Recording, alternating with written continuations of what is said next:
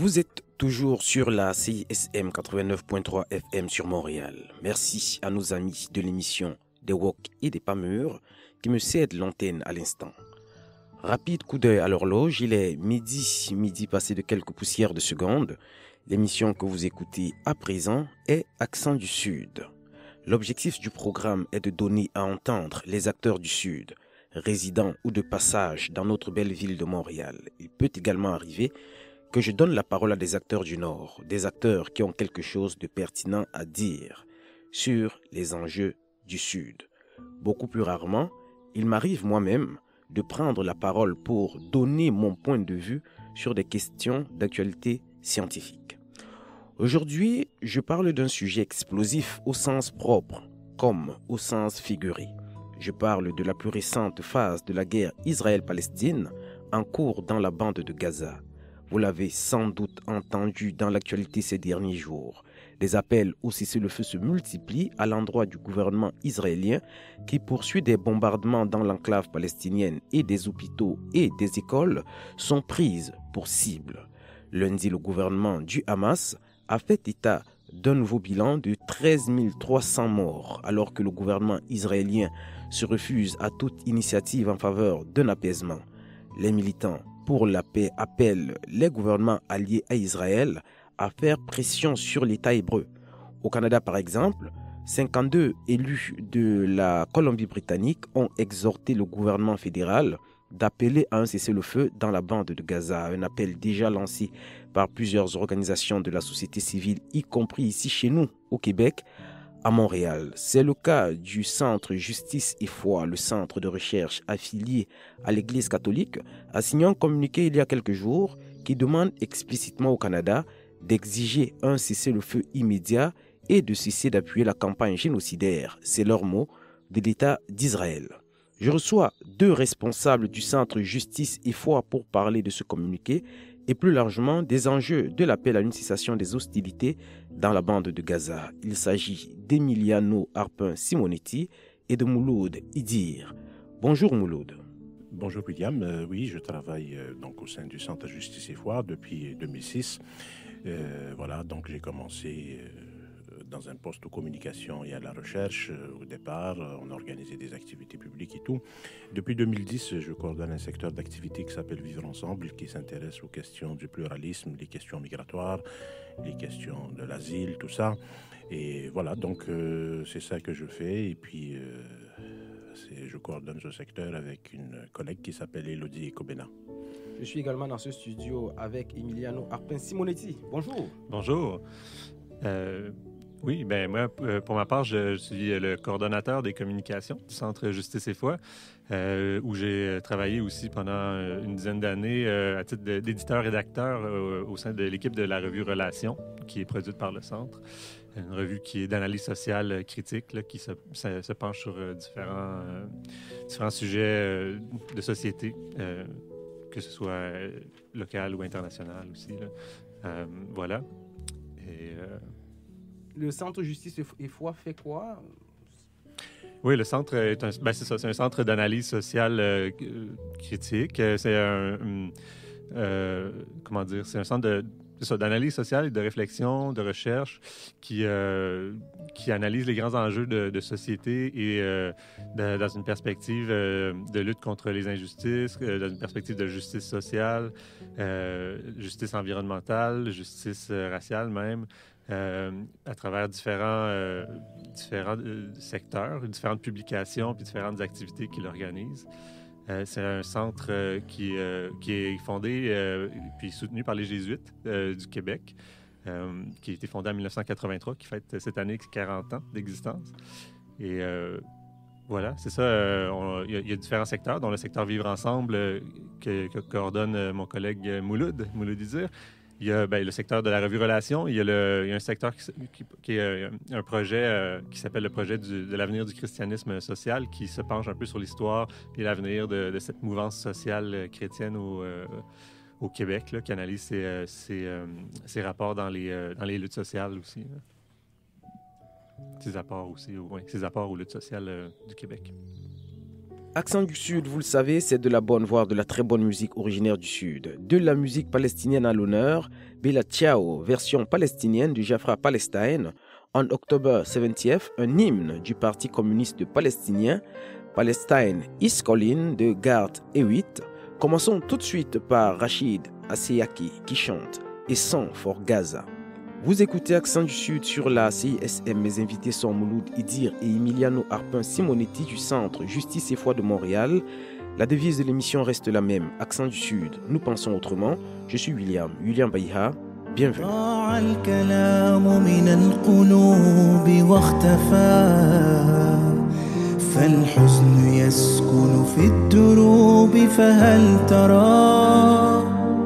كل الذي يجري أمامك من أذى أم لا يهم فأنت عنه في غنى صرخات طفل نادى أنا قد قتلت لماذا أهلي وإخواني وأبواي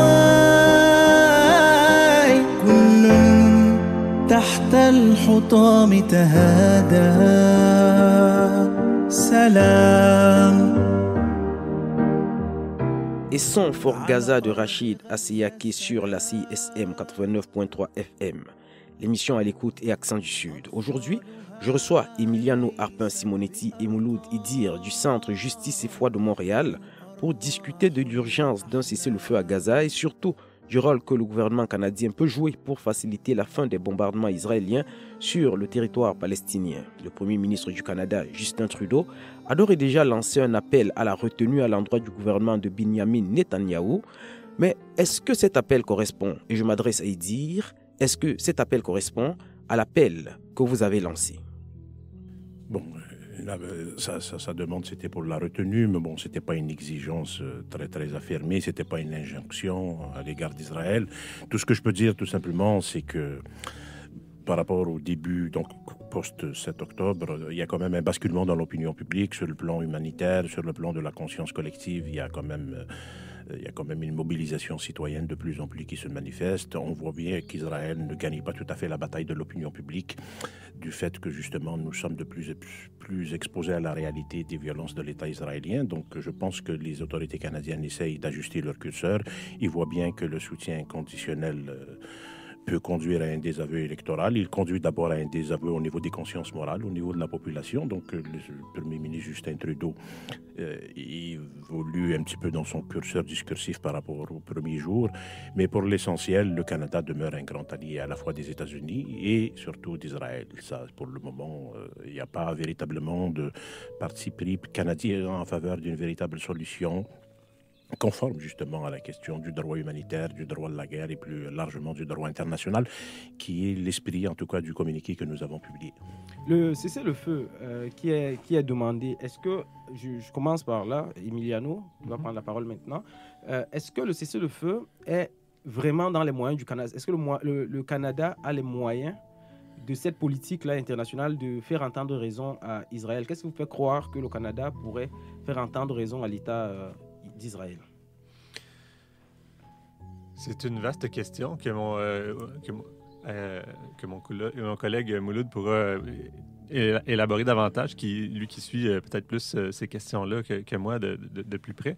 Cela dit, s'il a les moyens ou pas, bon, premièrement, commencer par dire que le Canada est quand même un allié très proche d'Israël. Il y a des intérêts économiques importants entre les deux pays. Ils ont signé un traité de libre-échange en 1996, si je ne me trompe pas, la LECI, qui a été reconduit assez récemment, je pense en 2017. Il faudrait vérifier, mais il me semble que c'est ça. Et donc, qui réaffirme ses liens économiques, culturels, commerciaux avec Israël régulièrement. Alors, cette proximité lui donne l'oreille attentive des autorités israéliennes. Et le soutien qu'il lui accorde aussi militairement n'est pas négligeable. C'est selon ce que le rapport récent là, du CJPMO que j'ai consulté récemment, en 2020, c'était autour de 20 millions de dollars d'exportation militaire canadienne qui sont fournis à Israël, sans compter le soutien logistique qui peut lui être apporté dans le contexte de ces campagnes militaires. Alors, c'est un allié important. Il en reste très peu. Des alliés aussi inconditionnels que ça à Israël, qui sont prêts à voter à l'ONU toutes les résolutions qui lui sont favorables, comme récemment. En fait, il y a quelques jours, le Canada a été un des 7 pays au monde à appuyer, à rejeter une motion qui demande, je pense, la fin de la colonisation, qui est illégale au regard du droit international, quand même, il faut le dire. Alors, oui, donc je crois que le Canada a une voix, un poids important qui peut utiliser pour faire pression sur Israël.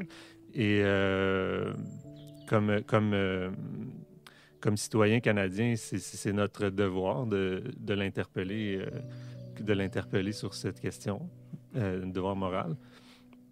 Évidemment, les États-Unis, le principal soutien d'Israël, c'est plutôt aussi à l'égard des États-Unis que le Canada doit réaffirmer une certaine indépendance aussi. Puis, en fait, je serais tenté de dire que le Canada puisse ou non infléchir la politique israélienne, c'est pas tant ça ce qui est important que la possibilité ou l'importance pour un pays comme le Canada, qui est quand même une puissance moyenne, d'affirmer sa propre politique internationale, puis d'être cohérent avec ce qu'il a déjà énoncé comme principe, c'est-à-dire l'importance du multilatéralisme, l'importance du droit international, l'importance de la démocratie, de la défense de la démocratie. Le gouvernement Trudeau a insisté plusieurs fois sur le fait que ces principes-là conduisent sa politique internationale depuis son arrivée au pouvoir en 2015. Mais dans les faits, concrètement, ce ne sont que des processus déclaratoires. Puis, pour parler québécois, une expression bien québécoise, c'est les bottines ne suivent pas beaucoup les babines. Alors, je voudrais reposer la même question à Mouloud en insistant sur la place du Canada dans le concert des nations occidentales. Dans le communiqué, il est suggéré que l'État d'Israël est un poste avancé de certaines puissances occidentales dans la région. Est-ce que ce n'est pas demander au Canada de renier en fait l'ensemble de sa politique étrangère, dans tous les cas dans sa cohérence, au-delà donc des déclarations de bonnes intentions du Premier ministre Justin Trudeau, en s'opposant au droit qu'Israël a décrété de se défendre? Oui. Écoutez, nous, ce que nous faisons au Centre Justice et Foi pour ne pas tourner autour du pot, c'est nous prenons les principes qu'énonce le Canada sur le plan idéologique. Le Canada se réclame être une puissance moyenne, bien entendu. Ce à quoi mon collègue Emiliano Arbin-Simonetti vient de faire référence, c'est à toute la tradition personienne de l'internationalisme libéral canadien qui se prétend conforme aux droits humains, qui se prétend donc une puissance médiatrice, toute l'idéologie des casques bleus autour de Lester B. Pearson. Donc nous ne faisons que prendre le Canada au mot, de le rappeler à ses responsabilités. Bien entendu, en s'adressant au Canada, on s'adresse d'une part à l'État canadien, mais on s'adresse à la puissance publique canadienne, on s'adresse à la conscience canadienne, on s'adresse à la société civile canadienne, on s'adresse à tous ceux et celles qui sont partie prenante du débat citoyen canadien. Donc nous rappelons le Canada à ses responsabilités, nous prenons au mot les principes normatifs de la démocratie libérale dont notre État se réclame et nous essayons d'avoir un niveau de cohérence entre ce que le Canada déclare, comme vient de le dire mon collègue, et ce que le Canada fait. On essaye de montrer cet écart-là. Une fois qu'on a dit ça et qu'on rappelle le Canada à ses responsabilités, on ne perd pas de vue ce qu'est le Canada comme État réellement existant. On sait très bien que le Canada, les États-Unis, l'Australie, la Nouvelle-Zélande sont des États issus du colonialisme de peuplement. Tous ces États anglo-saxons, nous connaissons leur origine, nous connaissons la situation, si vous voulez, de grandes discriminations et de grandes injustices raciales et historiques qui prévoient à l'égard des populations autochtones, qui n'est pas sans écho avec la situation des Palestiniens. Donc c'est un colonialisme réel dont est issu le Canada, c'est même un colonialisme réussi, dont on pourrait dire les choses comme ça. Donc nous prenons les principes de la démocratie libérale canadienne au mot. Nous essayons de les incarner avec les moyens dont nous disposons. Le Centre Justice et Foi s'évertue à faire cela, s'évertue à rappeler à la société civile ses responsabilités historiques dans le cadre de cette tragédie. Maintenant, est-ce que nous pouvons peser réellement, comme société à l'échelle mondiale? Bon, ce que nous faisons aussi d'autres choses. On ne fait pas qu'à rappeler l'État canadien à ses responsabilités. On est aussi membre de toutes sortes de coalitions qui font des actions concrètes de solidarité avec le peuple palestinien et on y reviendra peut-être. Donc on rappelle l'État canadien à ses responsabilités, mais ce n'est pas nos seules actions de solidarité au Centre Justice et Foi. Restons sur le terrain de l'opinion. Je reste avec vous, Mouloud Idir, qui est le coordonnateur du secteur Vivre Ensemble, donc du Centre Justice et Foi. Sur le terrain de l'opinion, est-ce que vous avez l'impression que l'opinion publique canadienne en général, au-delà des organisations de la société civile, des organisations dites de gauche ou pro-palestiniennes, est-ce que l'opinion publique canadienne, québécoise, parce que nous sommes au Québec, montréalaise, est alignée avec la condamnation de ce qui se passe actuellement au Proche-Orient? Bon, je ne sais pas comment on peut répondre à ce genre de questions de façon honnête, de façon rigoureuse. Qu'est-ce qu'on peut invoquer comme argument pour montrer qu'on est au diapason de ce qu'est l'opinion publique réellement existante? Je n'en sais rien. Moi, je n'ai pas fait de sondage sur cette question. Je n'ai pas fait d'enquête ethnographique. Je ne peux pas parler avec des données très probantes. Ce que je constate dans les milieux qui sont les milieux d'intervention, qui sont les miens, ce que je constate à travers mon jugement, mon discernement, pour dire les choses comme ça, c'est qu'il y a, à mon avis, sur le plan ne serait-ce qu'humanitaire, un basculement sur le plan de la conscience. Donc, je pense que les citoyens canadiens, les citoyens québécois sont acquis, au moins, au minimum, quant à la nécessité d'énoncer le fait qu'il y ait une tragédie humanitaire importante. Il y a de plus en plus d'organisations qui s'expriment, pas seulement sur le registre de la tragédie humanitaire, il y en a qui s'expriment aussi sur le registre de la dénonciation du risque de génocide, il y en a qui s'expriment sur la nécessité de rappeler à la communauté internationale et à l'ONU la nécessité de sanctionner Israël pour ses dérives et ses exactions et ses crimes en matière de droit international. Donc ça, c'est la Ligue des droits et libertés, c'est toutes sortes d'organisations de la société civile qui ne sont pas nécessairement des organisations alignées à gauche, qui n'ont pas nécessairement un mandat ou une mission anticoloniale, qui sont des organisations qui prennent à bras-le-corps les principes de la démocratie libérale. La Ligue des droits et des libertés a été fondée dans le prolongement, si vous voulez, de la Charte québécoise des droits et libertés. Donc, ce sont des organisations comme ça. Donc, au niveau de la conscience, même sur le plan médiatique, on entend de plus en plus un certain shift. Bon, la question de la résistance n'émane pas, elle n'est pas audible pour le moment. Quand je parle de la résistance, je ne parle pas nécessairement de la résistance armée, et on pourrait même parler de résistance non armée, qui soit civique. Au Centre Justice et Foi, on a fait énormément de réflexions. La revue Relations a produit des choses très intéressantes sur la question de la désobéissance civique non armée, tout ça. Donc, il y a, à mon avis, donc, une disponibilité de la conscience collective sur ces questions. Je pense que ce que la classe politique, le registre discursif de la classe politique n'est pas celui que l'on doit prendre pour l'équivalent, si vous voulez, de la conscience globale de la société civile et de la population en général. Tout à fait. Je voudrais ajouter là-dessus... Emiliano? Oui, pardon. C'est un fait assez anecdotique, là, parce que, bon, pour ce qui est des sondages, je crois qu'il y en a eu, puis il y a quand même une majorité qui appuie un cessez-le-feu. D'accord. L'idée d'un cessez-le-feu. Du moins, j'ai vu aux États-Unis que c'était le cas. Au Canada, je n'ai pas vu s'il y avait eu de sondage. Là. Il faudrait vérifier. On fera ça. Mais... simple fait anecdotique, dimanche dernier, à l'émission Tout le monde en parle, à Radio-Canada, qui est la tribune populaire, c'est la grand-messe du dimanche soir au Québec, puis qui est écoutée par 1 million ou 2 millions de personnes parfois, qui est une émission très consensuelle, où il n'y a vraiment pas de débat de fond sur les idées politiques. C'est très consensuel. Il y a l'animateur, Guy Lepage, puis il y a toujours son fou du roi, entre guillemets, là, qui est un humoriste ou une humoriste. Puis dimanche, la personne qui jouait ce rôle-là, elle a quand même émis un commentaire à la suite d'un panel là, qui revenait sur les incidents de crimes haineux à Montréal qu'il y a eu durant la semaine. Il y il y avait un représentant, un imam qui est... De la grande mosquée de Québec qui s'appelle Boufel Jabel Abdallah. Exact. Et un représentant d'un groupe de pression De la communauté. de la communauté juive de Montréal. Qui, en fait, puis à la fin de cet échange-là, ce qui a clos l'échange, c'était un petit commentaire de l'humoriste qui disait au final, si on veut arrêter quelqu'un, on ne bombarde pas tout un hôpital ou toute une école pour aller l'arrêter. Je trouve que ça illustre le fait que si quelqu'un comme ça se permet ce genre un commentaire comme celui-là, critique à l'égard de la politique de l'État israélien en ce moment, sur une tribune comme celle-là, ça veut dire qu'elle a le sentiment qu'elle a un écho quand même, un certain consensus dans la société. Ça veut dire aussi que s'il y avait une liberté de ton sur cette question-là, il pourrait en dire beaucoup plus. Exact. Voilà, c'est ce que ça veut dire.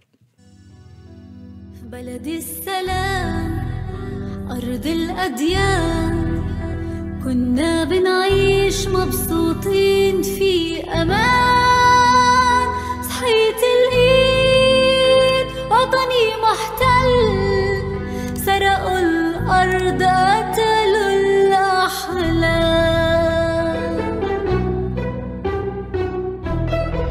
تلوا البلاد طردوا الأجداد صفقة جو صفقة جو صفقة جو جو جو فلسطين عربية حرة أبية القدس إلنا يا أحرار أسروا الأبطال قتلوا الأطفال صفقة جو صفقة جو صفقة جو جو جو قالوا لنا سلام يا سلام لا صفقة بدنا ولا استسلام قاومنا دفعنا نرجعها صفقة جو صفقة جو صفقة جو جو جو قالوا لنا قانون دولي قانون العدالة شفنا ولا سلام لا لا لا لا لا لا لا صفقة جو صفقة جو صفقة جو جو جو لا لا لا لا لا لا لا لا لا لا لا لا لا لا لا لا يا محتل اطلع من أرضي اطلع صفقة جو صفقة جو صفقة جو جو جو فلسطين عربية حرة أبية القدس إلنا يا أحرار بإرادة قوية وحدة وطنية صفقة جو صفقة جو صفقة جو جو جو رح ترجع بلدي كلها رح ترجع وراح يدول الاحتلال شعب الأحرار صاحب القرار صفقة جو صفقة جو صفقة جو جو جو لا صفقة ظل ولا صفقة عار فلسطين عربية يا أحرار فلسطين عربية يا أحرار. Accent du Sud sur la CISM 89.3 FM sur Montréal. Vous pouvez aussi retrouver l'émission sur les meilleures plateformes de balado. Vous avez reconnu l'air à l'écoute, il s'agit de la version palestinienne de l'hymne des antifascistes italiens Bella Ciao. Elle nous est proposée par Jafra Palestine. Dans cette édition d'Accent du Sud, je donne la parole à Emiliano Arpin Simonetti et à Mouloud Idir du Centre Justice et Foi. Dans la première partie du programme, nous avons évoqué l'appel lancé au gouvernement fédéral canadien à peser sur son allié israélien pour consentir à un cessez-le-feu dans la bande de Gaza. Parlons à présent de la situation à l'intérieur même de la bande de Gaza. Ce qui se passe à l'intérieur de la bande de Gaza est l'un des angles morts de ce conflit, parce qu'on voit beaucoup ce qui se passe à Israël. On a beaucoup parlé, notamment dans un contexte français que je suis un peu plus, on a beaucoup parlé des victimes juives qui sont humanisées avec des visages, avec des histoires, avec des familles, et des victimes palestiniennes qui sont beaucoup plus anonymisées, qui sont beaucoup plus mises dans des chiffres statistiquement. Et on voit très très peu ce qui se passe dans la bande de Gaza. Je ne sais pas, je vais commencer par Emiliano. Je ne sais pas si vous, au Centre Justice et Foi, vous avez des relais à Gaza pour savoir ce qui se passe à l'intérieur là-bas. Non. La réponse simple est non, parce que c'est... premièrement, il y a un blocus, comme vous savez, un blocus presque totale de Gaza qui a cours en ce moment. Même médiatiquement, c'est très difficile d'avoir des nouvelles parce que même les journalistes sont la cible des bombardements puis des attaques israéliennes. Il y a même des fois des coupures d'Internet. Alors, c'est très, très, très difficile d'avoir accès à ce qui se passe sur le terrain. Alors, non, c'est ça la réponse courte, c'est non. Et puis, mais ce qu'on peut dire par ailleurs, c'est que, oui, ben, juste pour enchérir sur ce que vous disiez, c'est que non seulement les victimes palestiniennes dans la bande de Gaza sont anonymisées, elles sont aussi beaucoup déshumanisées, en fait. La rhétorique israélienne est celle de combattre des animaux humains. Puis c'est pas juste une déclaration d'un ministre, du ministre de la Défense, c'est une ligne argumentative qui est transversale dans toutes les communications des autorités militaires et même politiques israéliennes depuis le début du conflit. C'est un grand danger, en fait. Mouloud, sur la situation dans la bande de Gaza et sur la situation des Gazaouis. Oui, bon, la situation des Gazaouis, nous la suivons de près, nous la suivons à travers toutes sortes de rapports qui émanent à la fois du Carroisson rouge palestinien, d'organisations de défense des droits humains, d'organisations qui viennent en aide sur le plan médical, sur le plan de l'aide en matière de nourriture. Bon, on la suit comme équipe. On est réseauté parce que je vous ai dit tout à l'heure qu'on faisait partie de différentes coalitions, donc il y a énormément d'informations qui nous sont acheminées.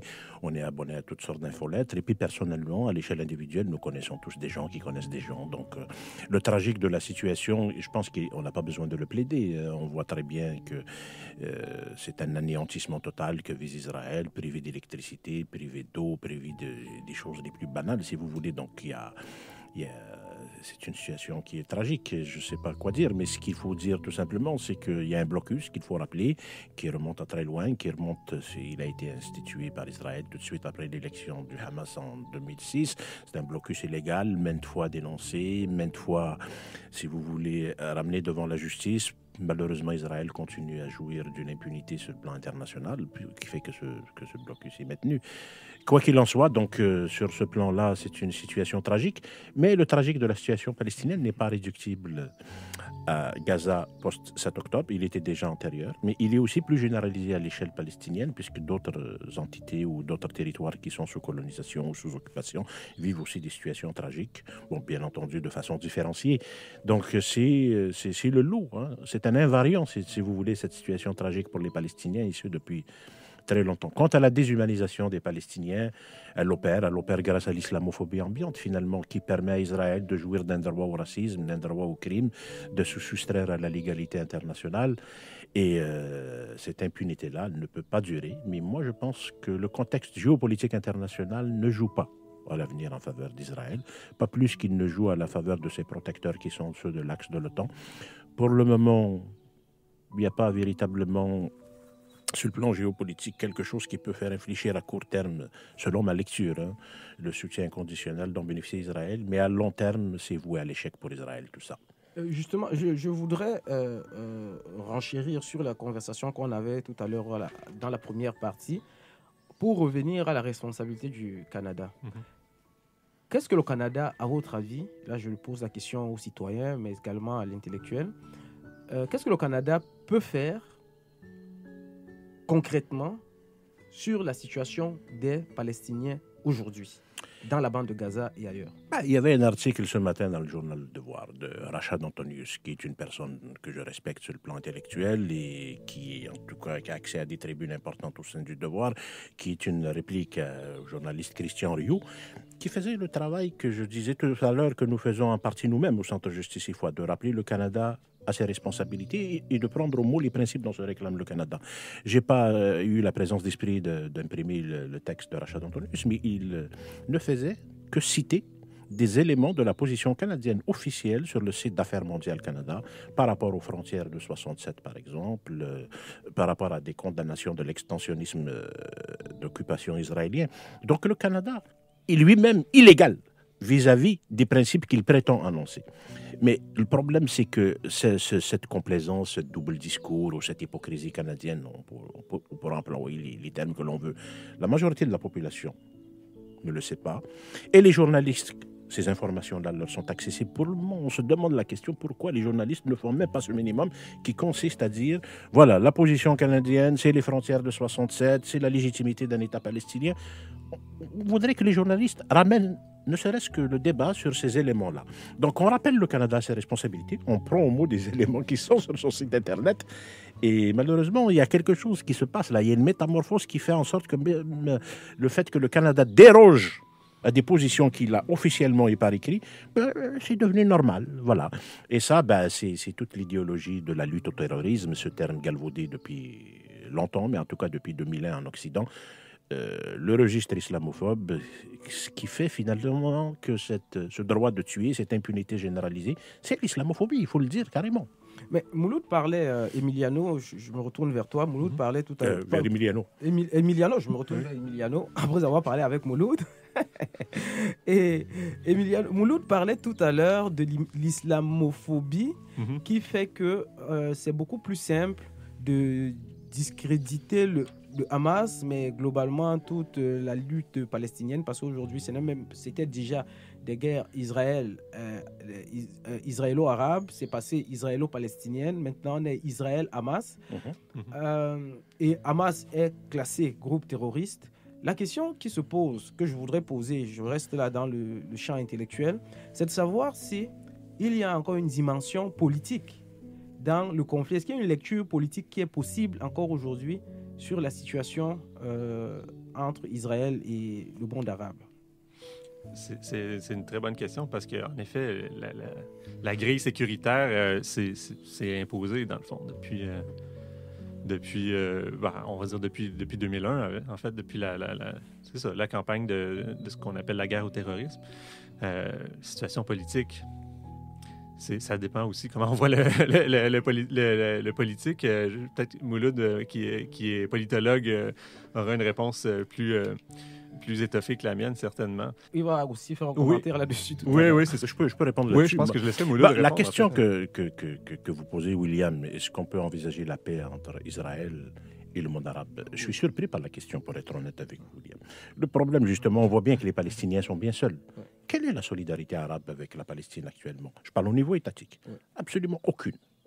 L'Égypte, le Maroc. Voilà. Le Maroc a normalisé avec les accords d'Abraham sous Trump avec Israël. Il y a une ambassade, il y a des attachés militaires installés au Maroc. Les liens de la monarchie marocaine, je ne dis pas de l'État marocain, de la monarchie, du Makhzen, le palais royal marocain, avec Israël sont des liens qui remontent à très loin. On a des informations comme quoi les autorités marocaines ont contribué en matière de renseignement déjà en 67. Donc, c'est du Maroc que partaient les bombardiers de l'OTAN et des États-Unis qui allaient bombarder Saddam Hussein en 91. Passons là-dessus, sur le Maroc. L'Égypte a signé un accord de normalisation après Camp David. Les monarchies du Golfe ont, pour l'essentiel, marginalisé. Ce qui existe dans le monde arabe et qui constitue ce qu'on appelle, qui n'est pas très connu en Occident, le front du refus, il ne reste de ça que l'Algérie, la Tunisie, et puis c'est tout, un petit peu du Liban à cause du Hezbollah. Mais pour l'essentiel, le monde arabe, il a été complètement mis sous tutelle de l'impérialisme atlantiste surtout. Donc le monde arabe est neutralisé sur le plan géopolitique. Et voilà, donc je pense que les États arabes reconnaissent Israël comme État pour la plupart, donc ils ont presque abdiqué. Et maintenant, les Palestiniens sont bien seuls. Ils sont bien seuls depuis très longtemps. Ils le sont depuis 1993. Et on pourra revenir sur l'importance, justement, si nous voulons faire une lecture politique, et non pas une lecture confessionnelle, ou bien une lecture qui ne conforte pas le choc des civilisations, il n'y a aucune raison de penser que les Arabes ou les musulmans seraient les alliés naturels ou instinctifs des Palestiniens. Nous, notre devoir, ce n'est pas de renforcer ces schémas de pensée, c'est de dire que c'est à l'humanité, éprise de justice, éprise d'un système mondial qui fonctionne sur le plan multilatéral selon la règle de droit, c'est à ça que nous nous adressons. Et il n'y a pas de raison pour que les Arabes soient au premier chef les alliés des Palestiniens. Il y a des raisons historiques, bien entendu, mais de plus en plus, nous, le discours que nous voulons privilégier, c'est un discours qui s'adresse à la responsabilité humaine, à la responsabilité de l'humanité devant le tragique de la situation palestinienne.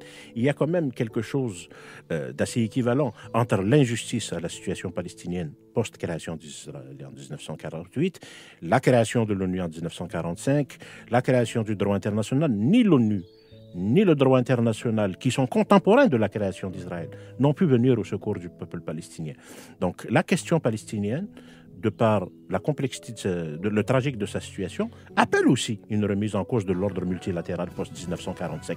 Au fond, si nous voulons aller au bout de cette logique, et des logiques colonialistes au cœur de la question palestinienne, mais aussi d'autres enjeux, cet ordre multilatéral, post-impérial, sur lequel le poids des États occidentaux, vainqueurs de la Seconde Guerre mondiale, pèse de tout son poids, cet ordre multilatéral, il appelle en tout cas à une grande modification.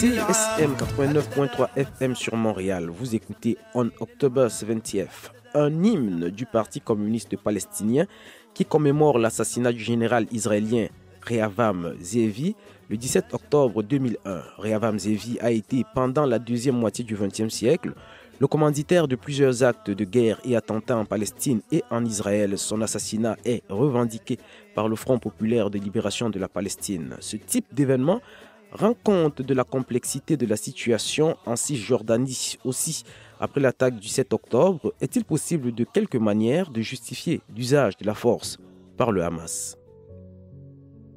Bon, disons que les formes de résistance qui ont eu lieu à Gaza, pour prendre des exemples qui sont des formes de résistance civique, non armée, on parlait tout à l'heure, moi, Emiliano, en venant ici à l'émission de la Grande Marche du Retour qui a eu lieu à Gaza en 2018, dans la séquence des 70 ans de la Nakba et qui coïncidait aussi avec les 10 ans du... La Nakba qui est la grande catastrophe, Oui, c'est-à-dire la création de l'État d'Israël C'est et ça. la déportation de 70 000 Palestiniens. Je dis rapidement. 700 000.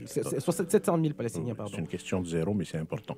Donc c'est ça. Donc dans la foulée des 70 ans de la Nakba, dans la foulée des 10 ans de dénonciation du mur, prenons juste cet épisode de la Grande Marche du Retour que les Palestiniens de Gaza ont saisi donc en 2018, qui était une marche tout à fait pacifique. Dès qu'ils se sont rapprochés du mur de séparation, ils ont été réprimés. C'est par centaines, si vous voulez, qu'ils ont été tués. Donc les voies de résistance non violente palestiniennes ne les ont pas épargnés. Donc disons, même les voies pacifiques, si vous voulez, même les voies non violentes, les ont exposés à la mort. Donc c'est d'une grande hypocrisie, cette affaire-là, sur la question du Hamas.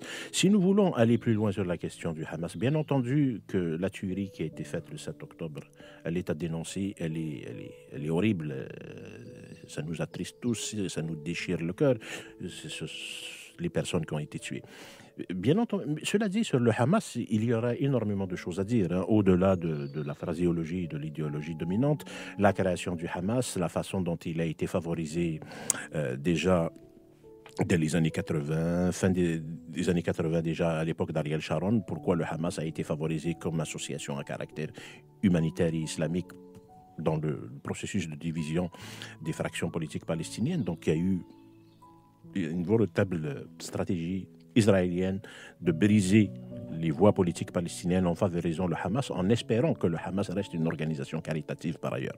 Voilà. Donc il y a d'une part, il y a un rôle israélien historique dans le fait que le Hamas a été favorisé, ce qui ne veut pas dire que l'idéologie sur laquelle repose le Hamas n'a pas des racines bien objectives, d'une part. Seconde, sur le Hamas, il faut dire quand même qu'au-delà de la diabolisation, le Hamas reconnaît depuis, on pourrait dire depuis, je pense, 2017. Il y a eu une déclaration de Khaled Meshal, qui est le leader du Hamas, qui est établi, si vous voulez, à Doha, au Qatar en exil, où le Hamas reconnaît carrément les frontières de 67. Il exigeait qu'il y ait un État, il était prêt à négocier sur les bases des frontières de 67. Donc le Hamas, on peut retrouver des éléments comme ça. Donc le fait de dire que le Hamas veut la destruction des Juifs, veut la destruction de l'État d'Israël, ce n'est pas, à mon avis, une analyse informée, si vous voulez, des positions politiques que tient le Hamas. Et on pourrait aller plus loin sur ces questions-là. On pourrait même ajouter que quelque part, le Hamas est neutralisé sur le jeu de la division impériale du travail. Comment le Hamas est neutralisé? Il est neutralisé par le fait que l'essentiel, si vous voulez, des fonds et du fonctionnement du budget à Gaza vient du Qatar. Le Qatar ne subventionne pas les institutions gazaouis sans l'accord implicite des États-Unis et d'Israël. C'est une façon pour le Qatar de jouer un rôle de subdivision de la stratégie impériale états-unienne. Donc, les otages qui sont libérés présentement par le Hamas, ils sont libérés sous la pression et la médiation qatari, si vous voulez.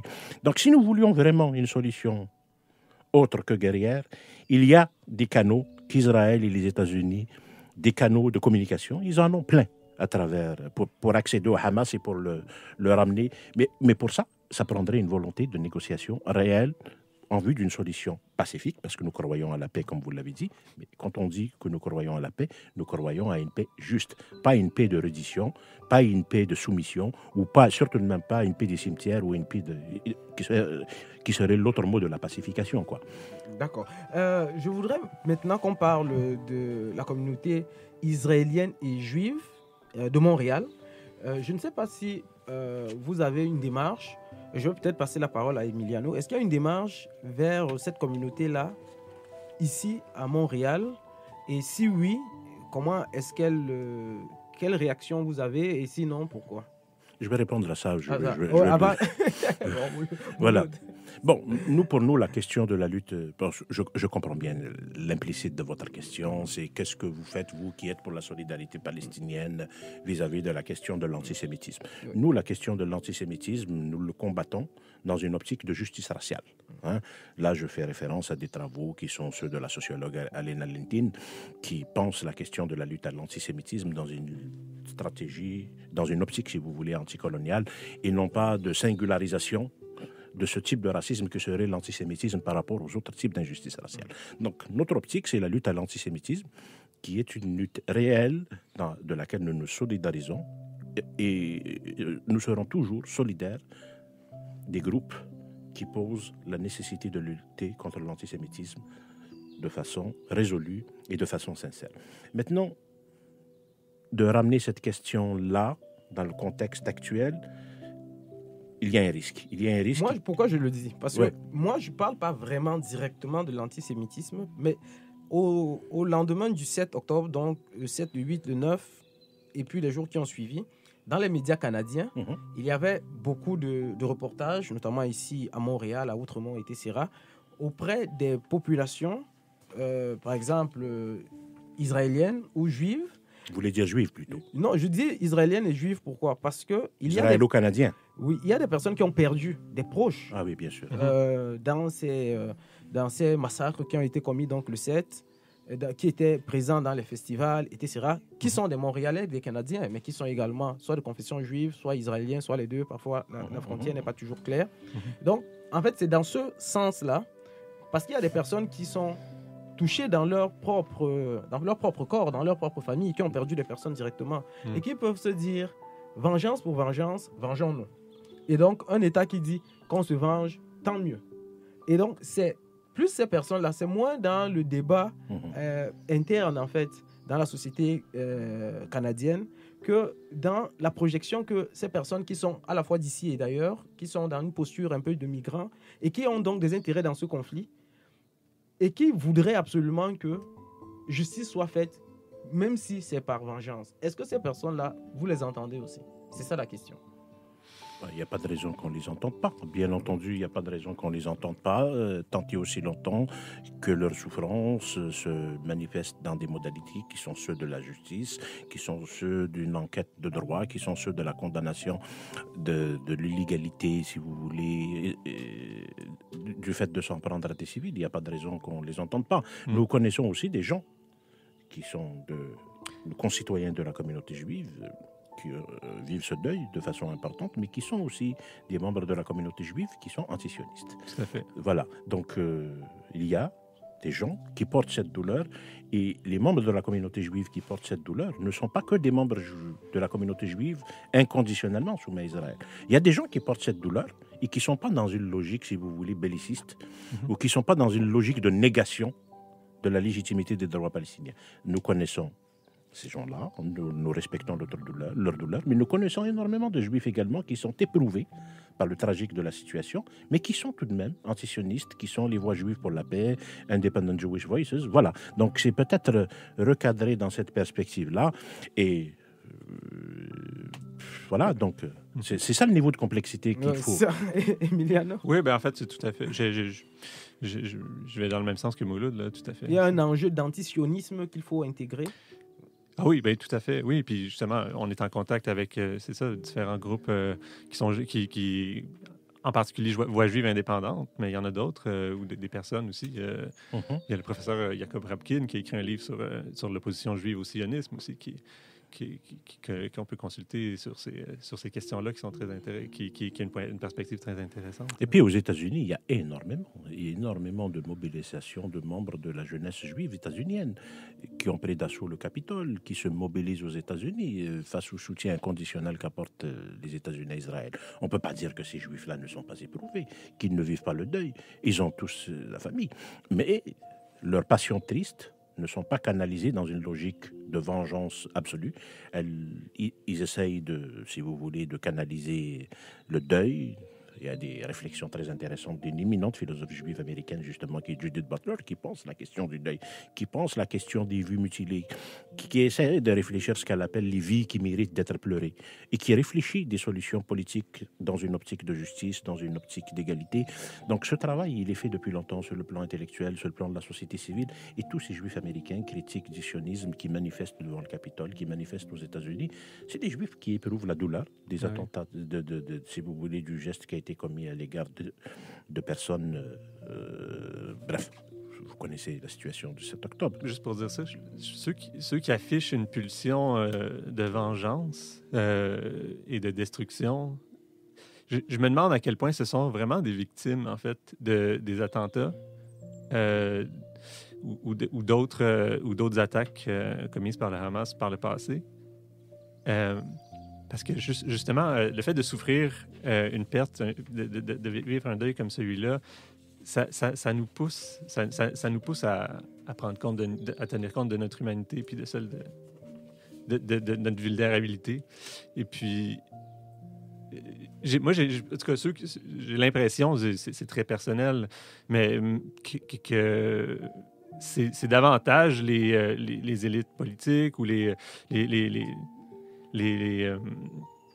dirigeants militaires ou les politiciens sionistes qui instrumentalisent cette douleur-là au profit d'un projet politique qui est celui de faire main basse sur l'entièreté du territoire, qui ne serait-ce au prix de l'éradication de tout un peuple. From a wounded land comes a cry for hope. Comes straight from the heart of Palestinian suffering. They are asking for support, asking us to speak up. It's time to take a stand for justice and love. And they've been silenced too long, ignored too long. Now is the time for decisive action. They've been marginalized, dehumanized. It's time to take a stand for decisive action. May we never be silent in response to this call. May our churches respond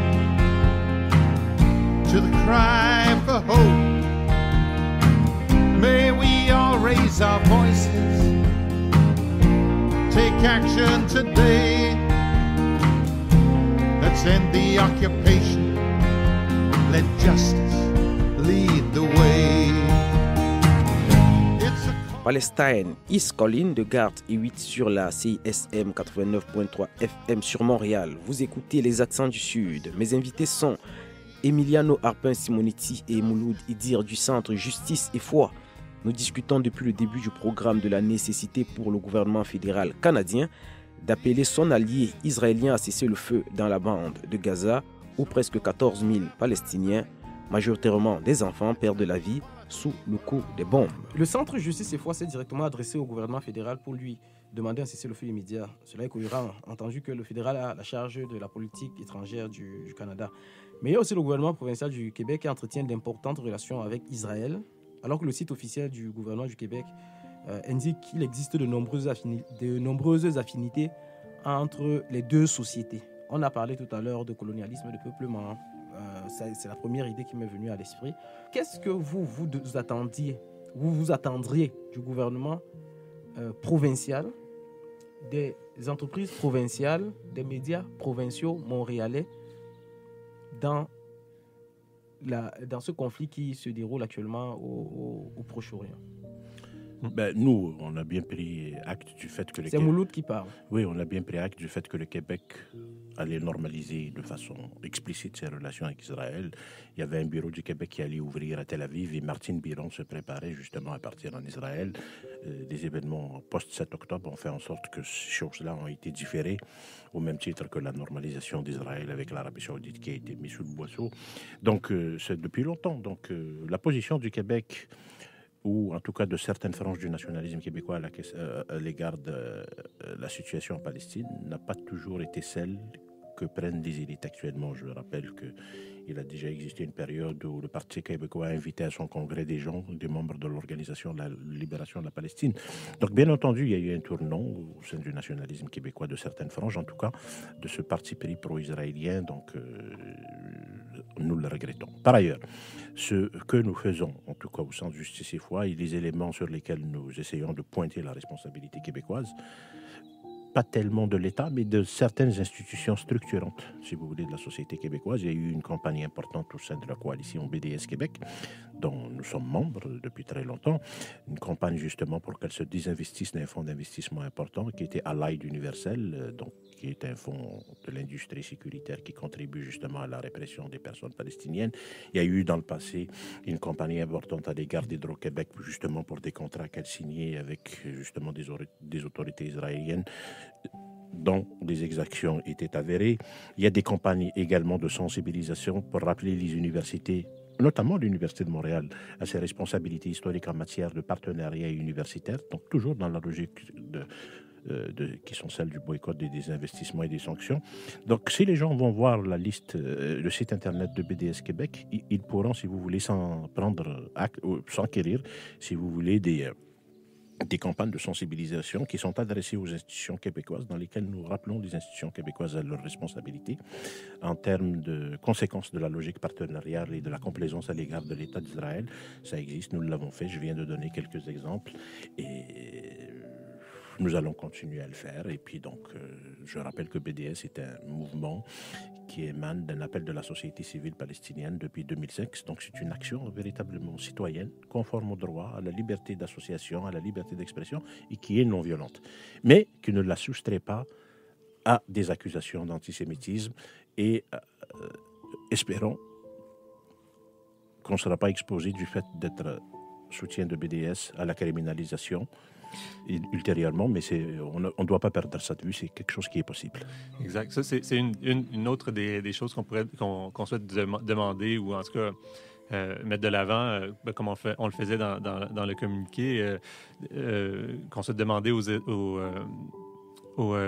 autorités, si on veut, ou aux responsables politiques québécois, et non seulement à l'échelle de provincial, disons, mais aussi au palier municipal, par exemple, ou régional, c'est de ne pas jouer le jeu de la criminalisation, justement, ou de la stigmatisation, ou de la marginalisation de la solidarité avec la Palestine. et de prendre, ce faisant, exclusivement parti pour les voix sionistes, en fait. Pro-israéliennes. Mais parce qu'en fait, justement, on l'a mentionné peut-être en début de discussion, le contexte actuellement est très tendu. Il y a des gestes, des gestes à caractère haineux qui ont été commis des deux côtés. Et puis, dans ce contexte-là, ça nous semble irresponsable de criminaliser un des côtés. Et ça nous semble,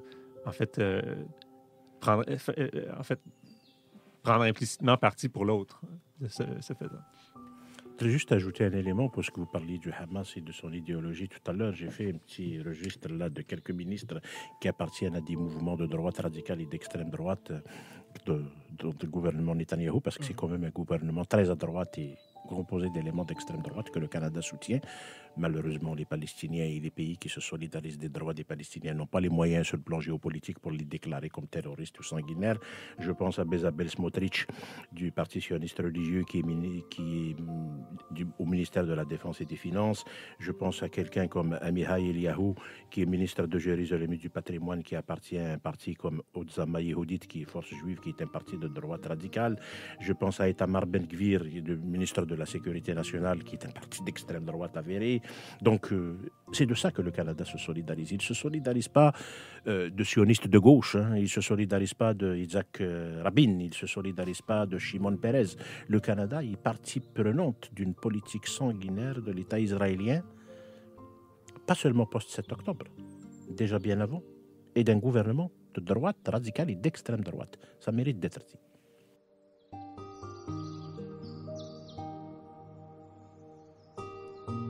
Merci Emiliano et Mouloud d'avoir accepté mon invitation. Retrouvez cette émission sur votre plateforme de balado préférée. N'hésitez pas à m'écrire sur accent du sud csma@gmail.com, accent du sud étant bien sûr au pluriel. Juste après moi, retrouvez votre programme Délier la langue avec Cléo, David et Marie. Vous écoutez Accent du Sud sur la CISM. Je suis William Baïha. Au revoir.